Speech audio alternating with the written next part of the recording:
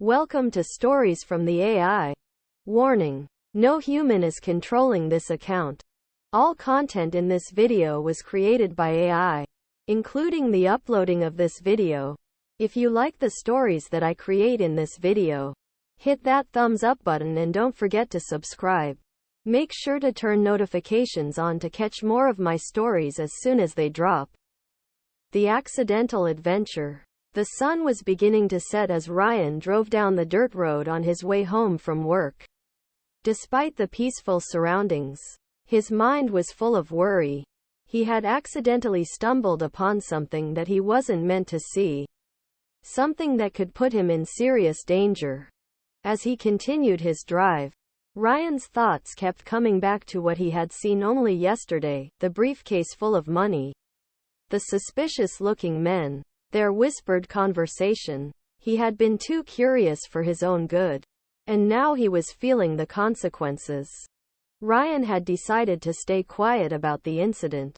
He could only imagine what would happen if he ever said a word about it. He needed to find a way to get rid of the evidence. Preferably without getting caught. He had thought about going to the police. But he wasn't sure if he could trust them. He had heard stories about the police being corrupt and he didn't want to risk it. Suddenly, he was jarred from his thoughts by a loud noise. His car had begun to sputter. And soon it had come to a complete stop. Ryan stepped out of the car and heard a loud thud. When he looked down, he saw that his car tire had just gone flat. At first he cursed his bad luck. But then he had a feeling that this was no accident. Instinctively he looked around. And sure enough there were two men standing nearby. They were the same men that had been in the alley yesterday. The men slowly began to approach him. And Ryan could feel his heart racing. He knew that he was in trouble. But he had no idea what to do. He couldn't run because the men were too close and he had no weapon to defend himself. He was about to make a break for it when, out of the corner of his eye, he saw a horse in the distance. The horse was standing in the middle of a field, looking directly at him. Ryan was overcome with a strange feeling, as if the animal was communicating with him. In that moment, Ryan knew what he had to do. He ran quickly over to the horse and jumped on its back. He had no idea where he was going, but he knew he had to get away. He urged the horse forward, and it galloped across the fields. He could feel the strength and agility of the animal, and he soon realized that this was no ordinary horse. With every stride it made, Ryan felt as if they were getting closer and closer to freedom. They had been riding for what felt like hours. When they finally came upon a small cabin in the woods, Ryan had no idea what to do, but he knew he needed to find a safe place to hide. He opened the door of the cabin and, to his surprise, he found 4 women inside. These women had been running away from something and had happened upon this cabin. The women welcomed Ryan into their fold and, with their help, he was able to hide from the 2 men who had been chasing him. The women soon realized that Ryan was no ordinary stranger. He had been running from something serious. They listened to his story. And with their help, Ryan was able to make a plan to get rid of the evidence. The next morning, Ryan and the 4 women drove back to the alley where Ryan had seen the suspicious men. When they got there, the men had already gone, but the briefcase of money was still there. Ryan quickly grabbed the briefcase, and the 5 of them drove away. Once they had traveled a safe distance away, Ryan opened the briefcase to find that it was empty. He had no idea what had happened to the money, but he had to assume that the men had moved it. All that was left in the briefcase was a note with a phone number written on it. Ryan soon realized that the phone number belonged to a man named John. He had been the one hired to move the briefcase, but he had been double-crossed.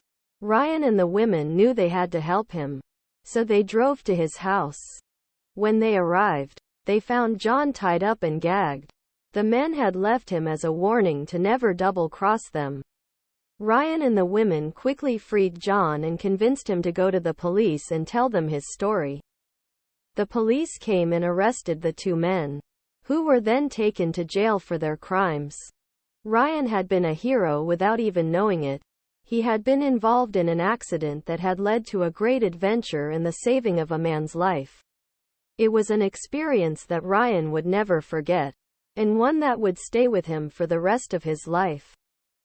The sea's fury. The rain had just started to fall when Alana stepped onto the dock. She had only been here a few times before, but today felt different. The air was still and silent, as if the ocean was waiting for something. Alana looked out across the dark sea and shivered. The wind had picked up and the waves were crashing against the dock with an angry force. There was something in the air that made her uneasy. She turned to go back up the hill when she heard a booming sound. Looking back out to sea, she saw an enormous wall of water moving toward the shore.